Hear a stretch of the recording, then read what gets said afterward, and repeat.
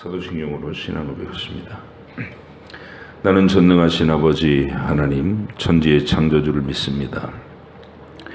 나는 그의 유일하신 아들 우리 주 예수 그리스도를 믿습니다. 그는 성령으로 잉태되어 동정녀 마리아에게서 나시고 본디오 빌라도에게 고난을 받아 십자가에 못 박혀 죽으시고 장사된 지 사흘 만에 죽은 자 가운데서 다시 살아나셨으며 하늘에 오르시어 전능하신 아버지 하나님 우편에 앉아 계시다가 거기로부터 살아있는 자와 죽은 자를 심판하러 오십니다. 나는 성령을 믿으며 거룩한 공교회와 성도의 교제와 죄를 용서받는 것과 몸의 부활과 영생을 믿습니다. 아멘. 다니엘서 1장과 2장입니다.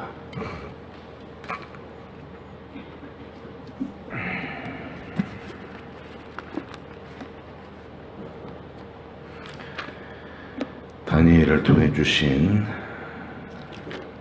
예언과 위로 다니엘서 1장과 2장입니다.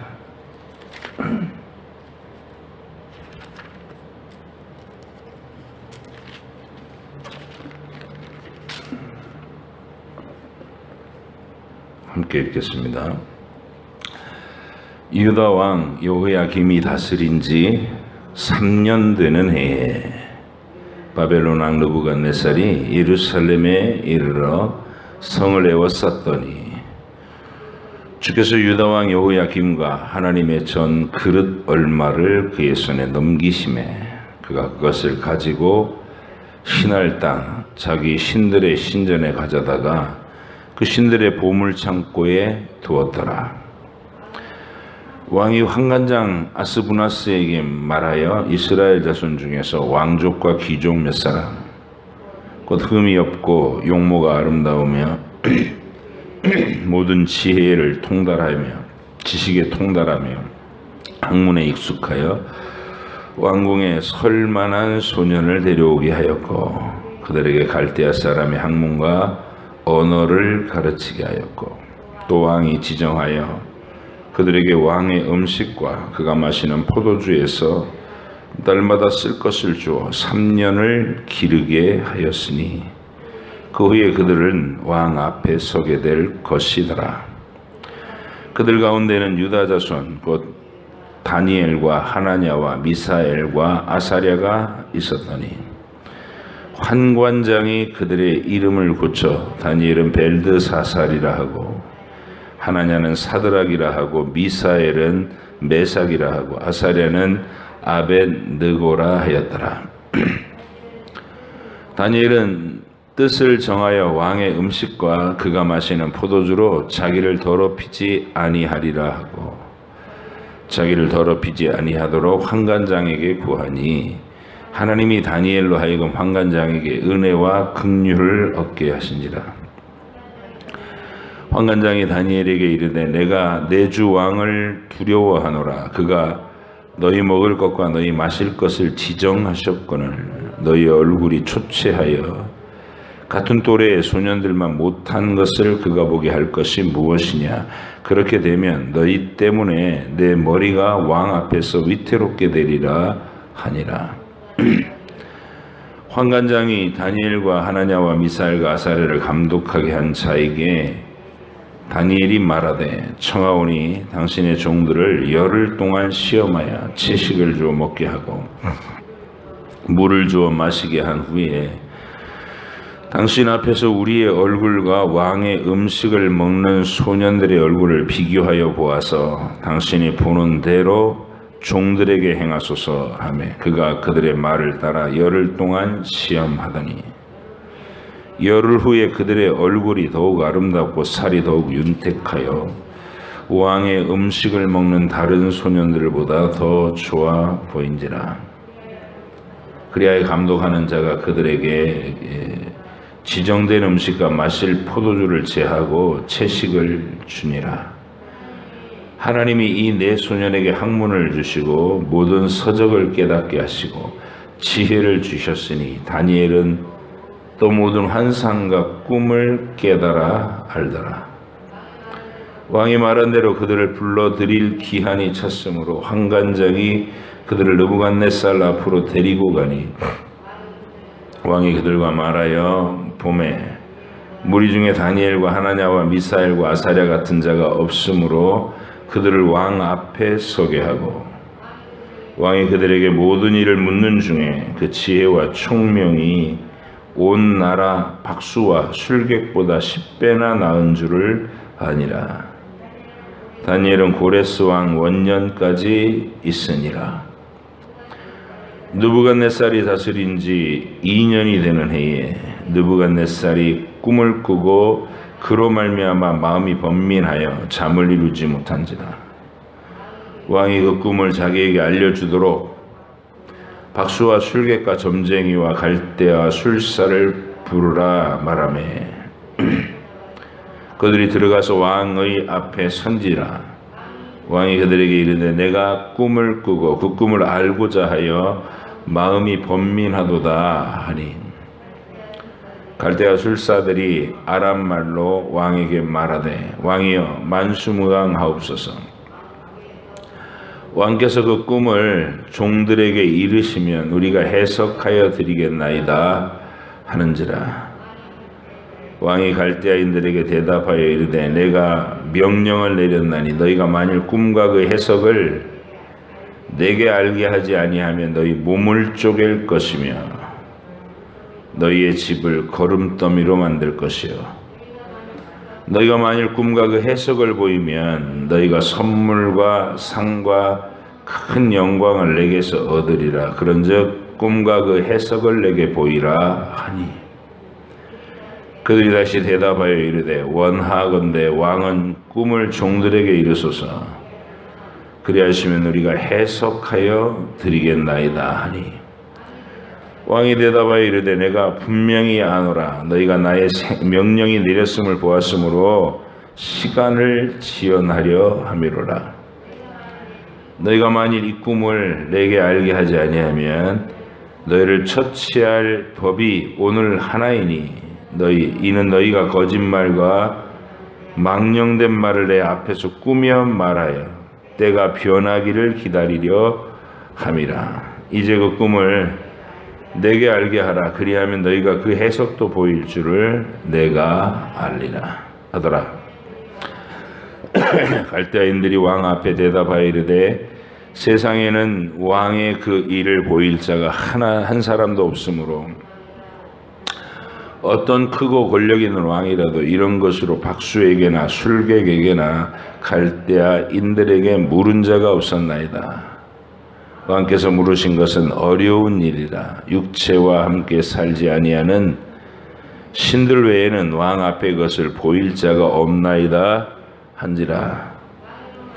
왕이 이로 말미암아 진노하고 통분하여 바벨론의 모든 지혜자들을 다 죽이라 명령하니라. 왕의 명령이 내림에 지혜자들은 죽게 되었고 다니엘과 그의 친구들도 죽이려고 찾았더라. 그때 왕의 근위대장 아리옥이 바벨론 지혜자들을 죽이러 나가며 다니엘이 명철하고 슬기로운 말로 왕의 근위대장 아리옥에게 물어 이르되 왕의 명령이 어찌 그리 급하냐 하니 아리옥이 그 일을 다니엘에게 알림해 다니엘이 들어가서 왕께 구하기를 시간을 주시면 왕에게 그 해석을 알려드리리이다 하니라.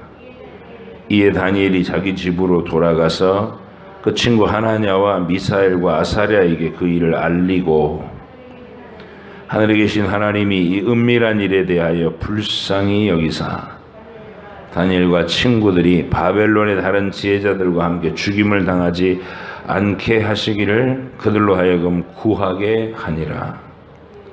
이에 이 은밀한 것이 밤에 환상으로 다니엘에게 나타나 보임에 다니엘이 하늘에 계신 하나님을 찬송하니라. 다니엘이 말하여 이르되 영원부터 영원까지 하나님의 이름을 찬송할 것은 지혜와 능력이 그에게 있음이로다. 그는 때와 계절을 바꾸시며 왕들을 패하시고 왕들을 세우시며 지혜자에게 지혜를 주시고 총명한 자에게 지식을 주시는도다. 그는 깊고 은밀한 일을 나타내시고 어두운 데에 있는 것을 아시며 또 빛이 그와 함께 있도다.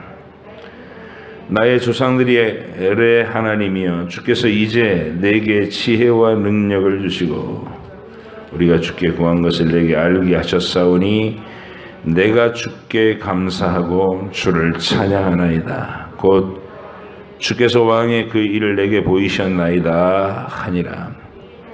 이에 다니엘은 왕이 바벨론 지혜자들을 죽이라 명령한 아레오에게 가서 그에게 이같이 이르되, 바벨론 지혜자들을 죽이지 말고 나를 왕의 앞으로 인도하라. 그리하면 내가 그 해석을 왕께 알려드리리라 하니, 이에 아리옥이 다니엘을 데리고 급히 왕 앞에 들어가서 아뢰되, 내가 사로잡혀온 유다 자손 중에서 한 사람을 찾아내었나이다.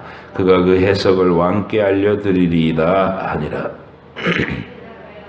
왕이 대답하여 벨드사살이라 이름한 다니엘에게 이르되, 내가 꾼 꿈과 그 해석을 네가 능히 내게 알게 하겠느냐 하니, 다니엘이 왕 앞에 대답하여 이르되, 왕이 물으신 바 은밀한 것은 지혜자나 술경이나 박수나 점쟁이가 능히 왕께 보일 수 없으되 오직 은밀한 것을 나타내실 이는 하늘에 계신 하나님이시라.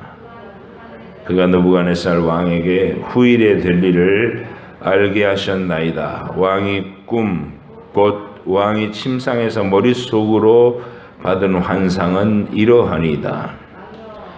왕이여, 왕이 침상에서 장래일을 생각하실 때에 은밀한 것을 나타내시는 이가 장래일을 왕에게 알게 하셨사오며, 내게 이 은밀한 것을 나타내심은 내 지혜가 모든 사람보다 낫기 때문이 아니라 오직 그 해석을 왕에게 알려서 왕의 마음으로 생각하던 것을 왕에게 알려주려 하심이니이다. 왕이여, 왕이 한 큰 신상을 보셨나이다. 그 신상이 왕의 앞에 섰는데 크고 광채가 매우 찬란하며 그 모양이 심히 두려우니 그 우상의 머리는 순금이요 가슴과 두 팔은 은이요 배와 넓적 다리는 노시요 그 종아리는 쇠요 그 발에 얼마는 쇠요 얼마는 진흙이었나이다. 또 왕이 보신 즉 손대지 아니한 돌이 나와서 신상의 쇠와 진흙에 발을 쳐서 부서뜨리매, 그때의 쇠와 진흙과 녹과 은과 금이 다 부서서 여름 타작마당에 겨같이 되어 바람에 불려 간 곳이 없었고, 우상을 친 돌은 태산을 이루어 온 세계에 가득하였나이다. 그 꿈이 이러한즉 내가 이제 그 해석을 왕 앞에 아뢰리이다. 왕이여, 왕은 여러 왕들 중에 왕이시라. 하늘의 하나님이 나라와 권세와 능력과 영광을 왕에게 주셨고, 사람들과 들짐승과 공중의 새들 어느 곳에 있는 것을 막론하고 그것들을 왕의 손에 넘기사 다 다스리게 하셨으니 왕은 곧 그 금머리니이다. 왕을 뒤이어 왕보다 못한 다른 나라가 일어날 것이요 셋째로 또 녹같은 나라가 일어나서 온 세계를 다스릴 것이며, 넷째 나라는 강하기가 쇠 같으리니 쇠는 모든 물건을 부서뜨리고 이기는 것이라.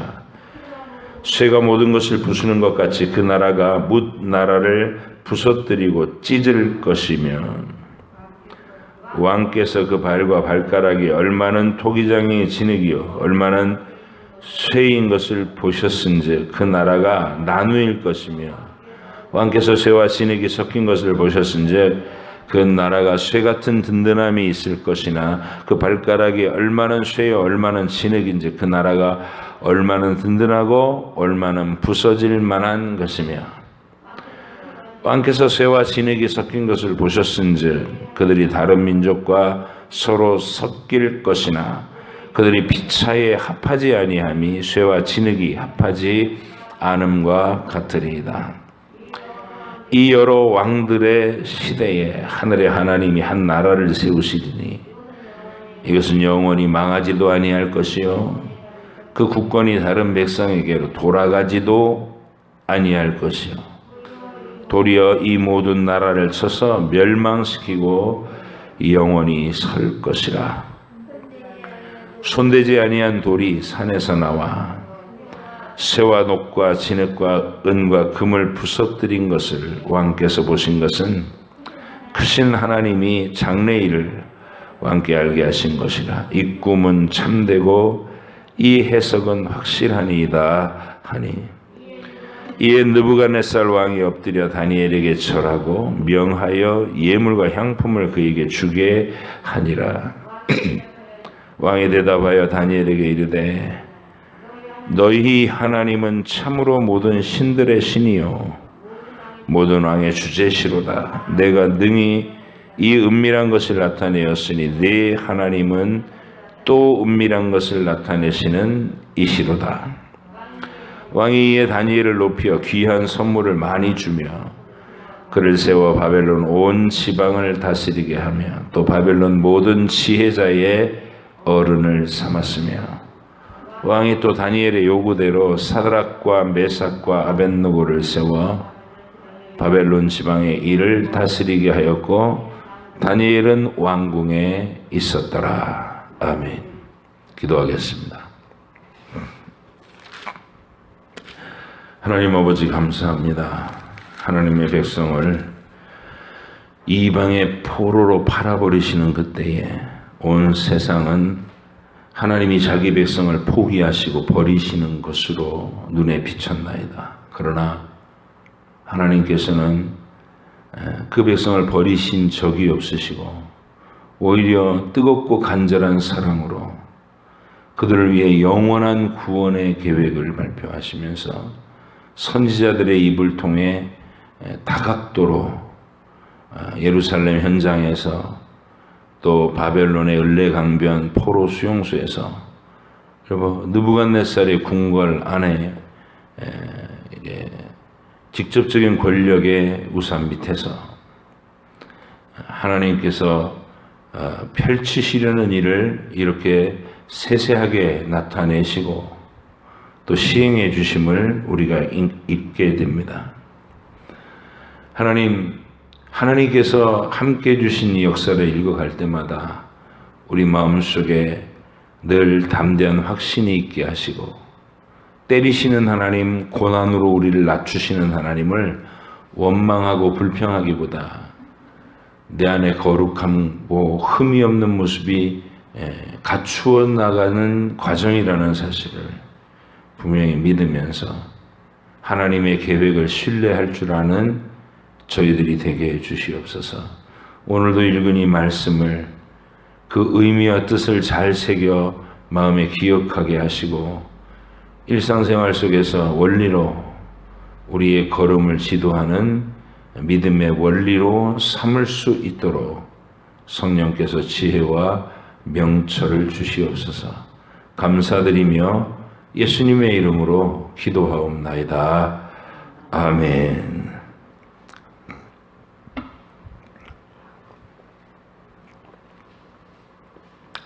바벨론 포로라는 이 사건은 출애굽 사건 못지않게 하나님께서 아주 중요하게 택하신 자기 백성에게 베푸신 역사적 증거입니다.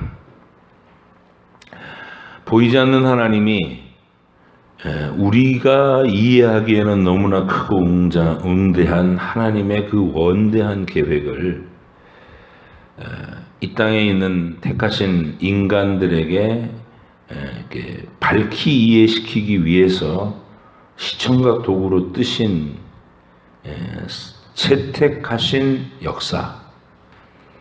그게 이제 아브라함의 후손들의 역사죠.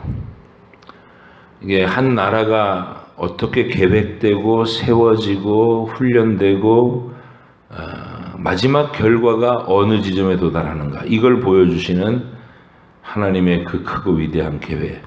이제 아브라함과 그 후손들 얘기입니다.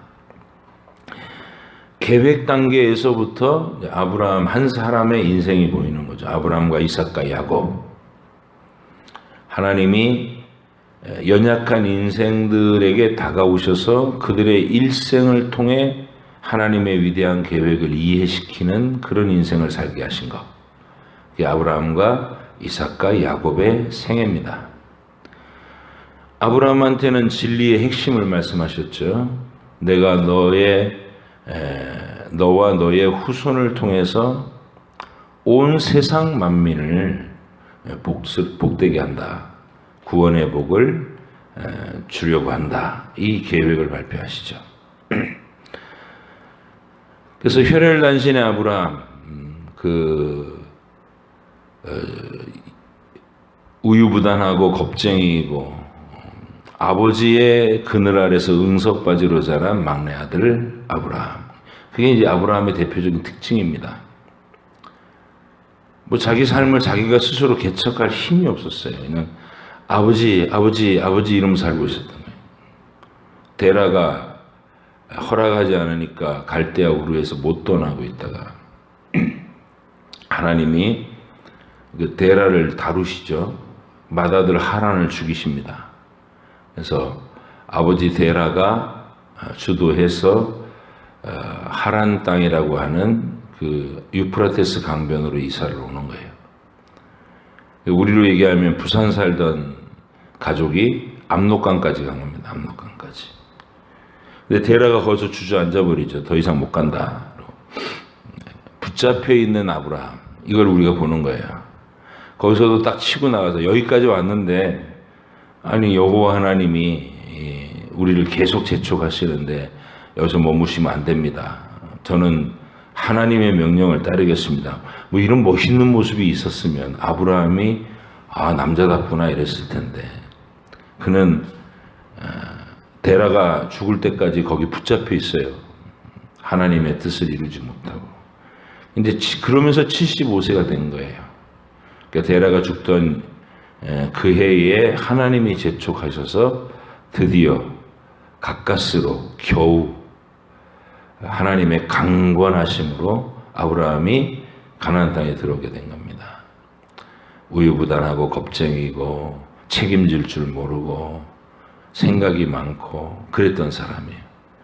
그랬던 사람을 하나님이 기근으로 다루시고 아내 때문에 막 생명의 위협을 느끼게 하시고 막 그 쫄아드는 환경 속에서 살아계신 하나님의 능력을 보이시죠. 그게 아브라함의 일생입니다. 그래서 아브라함이 눈을 떠가요. 믿음이 생겨져 가고. 그런 아브라함에게 하나님이 눈을 뜨게 하시면서 들려주시는 얘기가 무슨 얘기냐면 태초부터 하셨던 약속. 장차 내 아들이 세상에 와서 온 세상 만민을 위한 대속의 제물이 되고 그들을 구원해낼 것이다. 이 위대한 진리를 아브라함에게 알리시죠. 그래서 아브라함에게 그 크고 위대한 일이 실현될 장소까지 이제 믿음의 수준이 어느 정도 올라왔을 때 하나님의 계시의 말씀을 알아듣는 수준이 됐을 때 그게 이제 100살에 이삭을 낳고 이삭이 청년이 될 때까지의 시간이 걸린 거예요. 한 120세 정도로 보면 되겠죠. 그러면 75세에 가나안 땅에 하나님의 그 부름에 응답 겨우 해서 아마 나타나기는 그 이전에 나타나셨겠죠. 60년, 70년을 하나님의 다루심을 받은 결과가 모리아산을 견학하는 거예요. 모리아산. 그 모리아산의 성격과 꼭 맞는 명령을 내리시는 거죠. 왜냐하면 그 모리아산은 하나님께서 자기 아들을 희생제물로 삼으실 장소니까. 십자가 위에서 죽게 하실 장소니까. 아브라함에게 낸 시험 문제가 그거예요. 네 100세에 낳은 아들 독자 이삭을 내가 지시하는 그 산에 가서 번제로 바쳐라. 아브라함한테 하나님 아버지의 마음을 경험시키시는 거죠.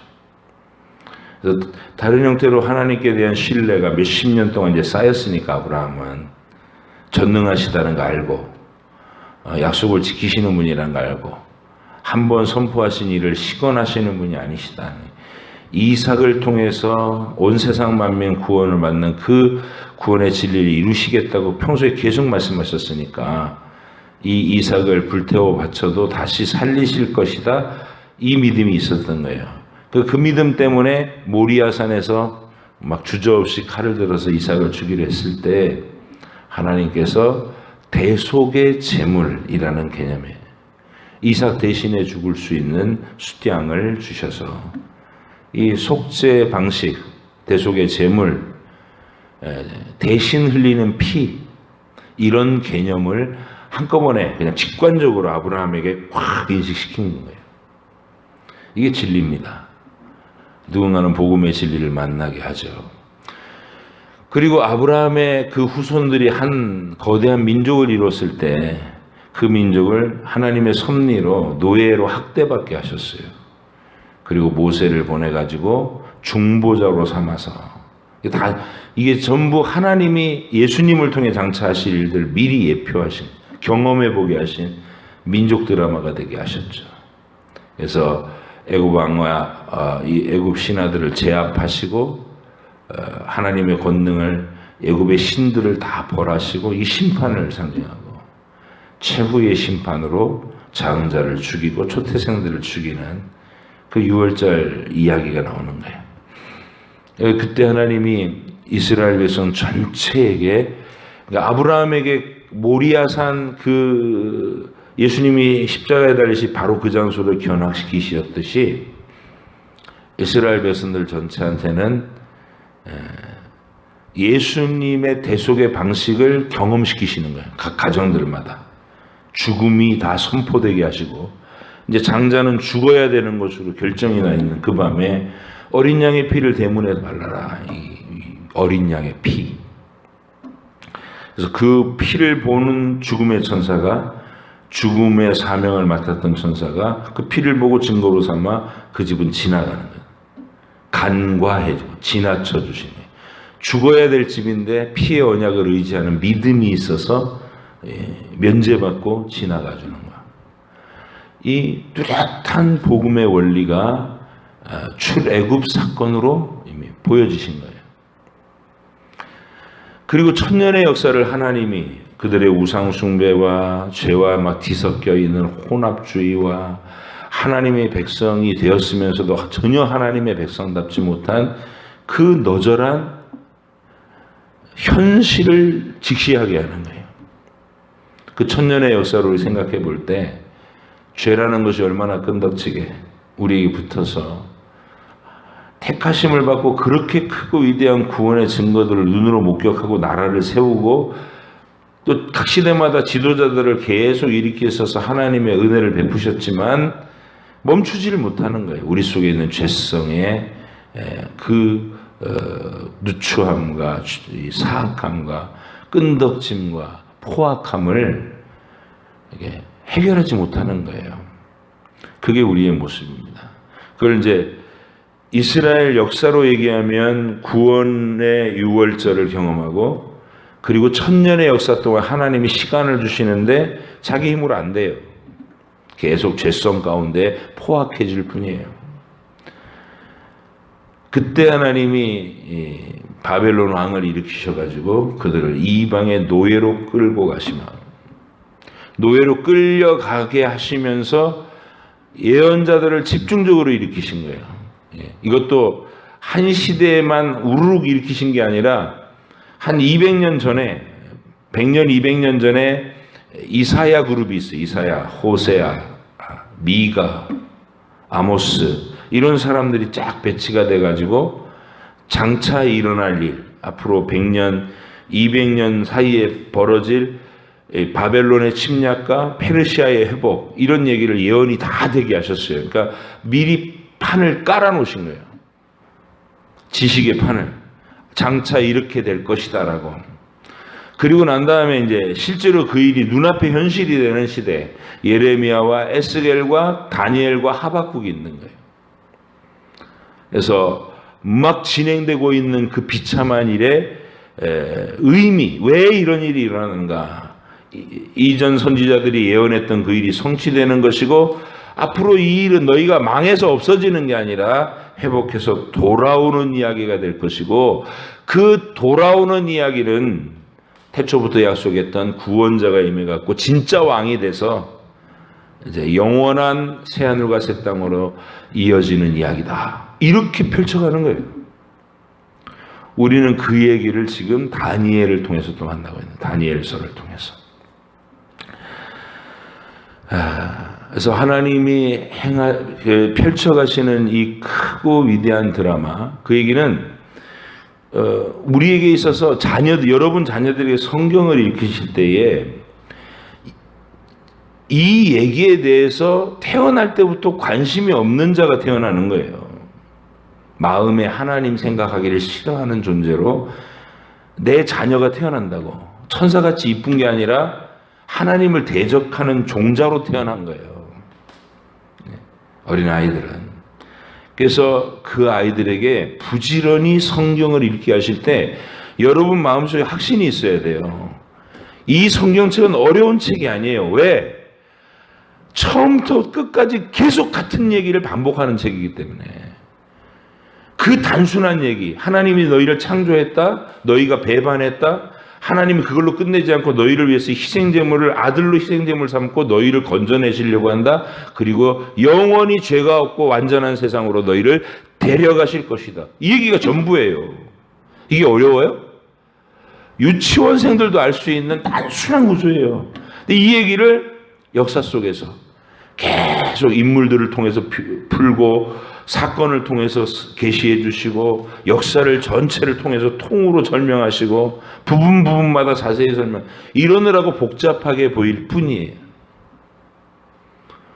여러분이 이런 맥락을 밝히 알아보는 눈을 뜬 게 긴 세월이 걸리고 수많은 고뇌의 시간이 보내졌기 때문에 성경은 어렵다라는 느낌이 선있게 반드시 있어요. 그건 우리 죄성이 끈덕진 거지 성경이 어려운 게 아니에요. 성경은 너무나 단순하고 쉬운 구조로 돼 있고 같은 얘기를 끝없이 반복하기 때문에 쉬울 수밖에 없다. 그래서 여러분이 훗날에도 자녀들이나 이제 또 시간이 지나면 손자 손녀들을 대하는 할머니 할아버지가 되잖아요.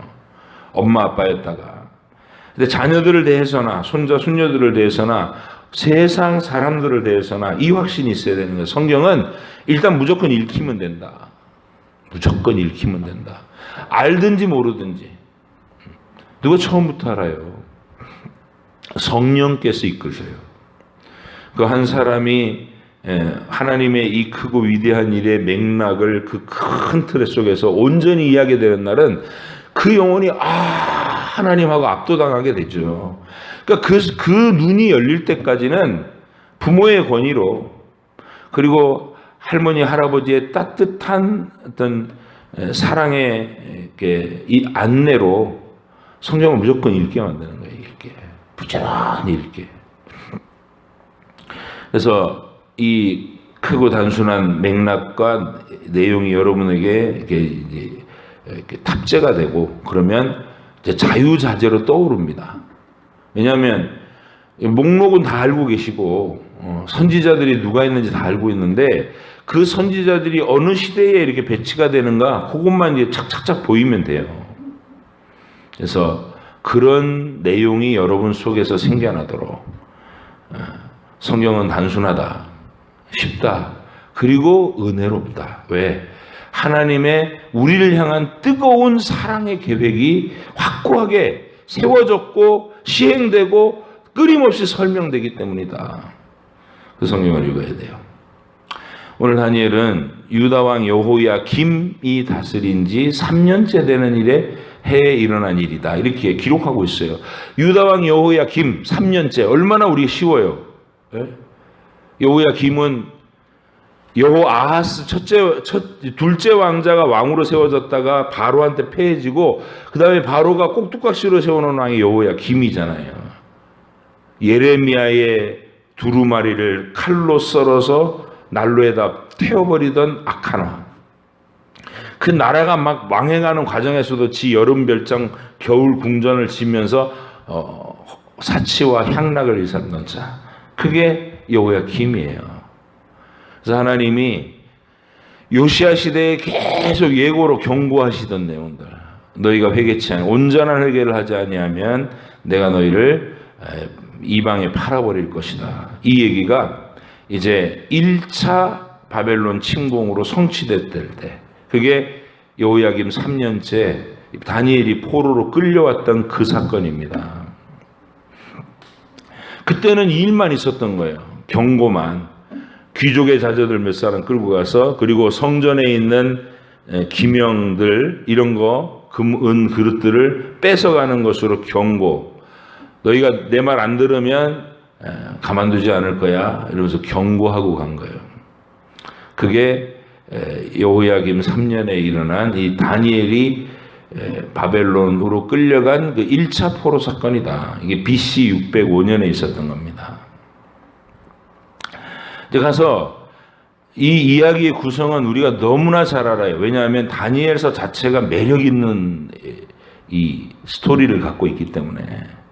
포로로 끌려간 그 소년들이 나라와 민족이 망해가는 그 과정, 국권을 상실하고 이방 왕에게 속수무책으로 성문을 열고 귀족의 자녀들인 자기들이 붙잡혀온 이 모욕적인 사건 속에서 하나님의 큰 그 징계의 어떤 뜻을 깨달은 거예요. 맹렬하게 활동했던 하나님의 사람들이 있었잖아요. 일단 요시야 왕이 그랬고, 마지막 믿음의 불꽃을 피우면서 종교를 그 우상 숭배로 쩔은 그 나라를 개혁해내기 위해 얼마나 몸부림쳤어요. 그때 태어난 아이들이잖아요, 이 아이들이. 그리고 예레미야 선지자님이 담임 목사로 거의 예루살렘을 커버하고 있는 거예요. 하나님의 성전에서, 거리에서 막 열정적인 설교를 하시던 그분의 설교를 어린 시절에 듣고 보고 자라난 소년들이에요. 그리고 긴가민가 했던 그 일이, 그러니까 어렸을 때 그 예레미야 선지자님의 불꽃 같은 설교를 들을 때는 저분 무서워 이랬을 거 아니에요. 나라가 망할 거라고만 계속 얘기하시니까. 그런데 자기들이 사춘기 소년들이 됐는데 실제로 그 일이 자기들에게 일어난 거예요. 말씀을 들었던 기억이 자기 현실의 역사로 증거가 되니까 이 아이들의 마음속에 뭔가 확고한 새로운 결단이 일어난 거예요. 그래서 이방의 포로로 끌려간 그 두려운 현장에서 그런 더 절실하게 하나님의 살아계심을 느끼는 거예요. 선지자들의 말씀과 동일하게 펼쳐지고 있구나. 어렸을 때 경건한 집 가정이었다면 이 아이들이 이사야의 글을 읽었을 것이고 예레미야의 설교를 들으면서 자랐을 거라는 거죠. 그 결과가 거룩한 결단을 하게 했다. 왕의 진미를, 식욕을 탐하지 아니하고 하나님 앞에 부정한 음식을 먹지 아니하는 것으로 자기 신앙을 고백을 하고 하나님 앞에서 지혜롭게 머물러 있고자 했던 이 소년들의 결단, 이게 1장이에요. 우리는 이 얘기를 너무 감동 깊게 읽잖아요. 저와 여러분 속에서 또 여러분의 자녀들 속에서 이런 결단이 일어나게 하려면 안락한 현실에서는 안 생겨요. 하나님께 감사하셔야 돼요. 여러분의 현실에 비바람이 몰아치고 어려움들이 생기고 마음 졸일 어떤 기도의 제목들이 생기는 것은 하나님이 이 믿음을, 이런 분위기를 주시기 위해서예요. 배부르고 안일하면 죄성이 자라지 믿음이 자라지 않아요. 여러분 자녀들에게 여러분이 친히 겪어가는 인생의 굴곡을 부끄러워하지 마시고 두려워하지 마시고, 이 환난과 비바람을 내가 믿음으로 겪어나가는 것을 내 자녀들이 지켜보고 있다. 이게 저 아이들에게 생생한 산 믿음을 줄 수 있는 기회구나 깨달으시고 사명감 있게 상황을 맞닥뜨리셔야 돼요. 다니엘처럼. 그리고 다니엘이 기도를 하는 사람이 된, 그 기도하는 사람으로 성장한 거죠. 왕 앞에서 소년 시절에 갔다가 이제 기도하는 청년으로 자라난 거예요. 그 기도하는 과정에 다니엘이 하나님을 경험했겠죠. 기도하면 경험하는 거잖아요. 기도하면 하나님을 경험해요. 느부갓네살 왕이 이 사람이 얼마나 집요한 사람이냐면 꿈을 말해주고 해몽을 듣겠다는 게 아니라 야 꿈까지 맞춰봐. 그래야 내가 믿을 수 있어. 꿈을 내가 다 말해주면 니들이 그 요서를 이 혓바닥을 가지고 뭐 말을 이렇게 그럴듯하게 만들어서 시간을 지연시킬 건데 나는 그렇게 호락호락한 사람이 아니야. 내가 무슨 꿈을 꿨는지 그리고 그 꿈의 해석이 뭔지 알아내. 안 그러면 너희 죽일 거야. 이런 거예요. 다니 전부 다 죽게 생겼어요. 꿀먹은 벙어리가 돼가지고. 근데 다니엘이 뭐라고 말합니까? 내게 기도할 시간을 주십시오. 내가 섬기는 여호와 하나님께서 답을 주실 겁니다. 그럼 뭐 그렇게 이야기할 수 있었던 다니엘의 그 믿음은 무슨 내용이에요? 하늘에서 뚝 떨어진 게 아니라 그가 기도하면서 체험한 거예요. 하나님은 기도하면 응답하시는 하나님이야. 알고 그 믿음을 갖고 기도했더니 하나님이 그렇게 꿈을 알게 해주신 거예요. 아마 똑같이 느부갓네살이 꾸던 그 장면 그대로 꿈을 꿨겠죠. 막 신상이 거대하게 펼쳐졌다가 돌이 뜨인 돌이 날아와서 치고 그게 사라지는 걸 꿈을 딱 보여주시고 그리고 그 해석도 밝게 알게 해주시고 이게 하나님의 신비로운 역사로 다니엘에게 일어난 일입니다. 그리고 그 신상을 느부갓네살에게 주신 이유는 뭐냐면 당시에 온 세상을 장악했던 권력의 정점이잖아요. 그 사람에게 이 세상의 역사는 네 권력 무력 앞에서 이끌어가자는 세상이 아니라 살아계신 하나님이 주관하시는 세상이다. 이걸 알게 하신 크고 위대한 얘기. 그게 다니엘서 얘기입니다. 우리 다니엘 읽으면서 그냥 읽으면서도 굉장히 이 스토리에 몰입되게 되고 그리고 우리가 하나님의 백성인 것이 자랑스럽게 되는 그런 스토리를 갖고 있는 거죠. 오늘 이 아침에도 여러분이 이 다니엘서 1장 2장을 늘 읽는 늘 알고 있는 말씀이지만 그런 하나님 역사의 주역들이 돼서 우리는 우리 시대의 느부갓네살들 앞에서 이 신비로운 하나님의 계시를 가진 자로서의 권세와 능력과 확신을 가지고 복음을 힘있게 증거하는 하루를 살아가셔야 할 줄로 믿습니다. 이제 명절이라는 것도 느부갓네살의 잔치에 가는 거예요. 그 자리에서 여러분이 복음을 가진 자로서의 다니엘과 같은 큰 확신과 믿음으로 살아계신 하나님의 능력을 힘입어서 실제 권력자를 오히려 압도할 수 있는 그 믿음의 능력을 이번 명절을 통해서도 힘써 내보이시면서 살아가시기를 주의 이름으로 축복합니다. 기도하겠습니다. 하나님 아버지 감사합니다. 다니엘을 읽으면서 우리가 용기를 얻습니다. 우리의 삶에 어떤 상황이 펼쳐져도 그 상황은 우리를 망하게 할 상황이 아니고 하나님의 크고 위대한 구원의 증거가 우리 역사 속에서 실현되는 상황인 것을 우리가 믿게 하여 주옵소서. 지금도 세상은 소란합니다. 기후변화와 온갖 재난과 그리고 전쟁의 공포가 온 인류를 압도하고 있습니다. 그러나 우리는 이것이 우리 주님이 다시 오시기 위한 경고의 나팔소리라는 사실을 분명히 알고 주님 다시 오시는 그 순간을 위해서 기도하며 준비합니다. 우리의 하루하루를 주님 앞에 충성된 일꾼으로 세워가며 그렇게 하나님의 뜻을 이루기를 원하는 깨어있는 믿음의 삶을 살게 하시고 주님이 다시 오시는 그 순간에 잘했다 칭찬받는 주의 백성들이 되게 해 주시옵소서. 감사드리며 예수님의 이름으로 기도하옵나이다. 아멘. 하늘에 계신 우리 아버지, 아버지의 이름을 거룩하게 하시며 아버지의 나라가 오게 하시며 아버지의 뜻이 하늘에서와 같이 땅에서도 이루어지게 하소서. 오늘 우리에게 일용할 양식을 주시고 우리가 우리에게 잘못한 사람을 용서하여 준 것 같이 우리의 죄를 용서하여 주시고 우리를 시험에 빠지지 않게 하시고 악에서 구하소서. 나라와 권능과 영광이 영원히 아버지의 것입니다.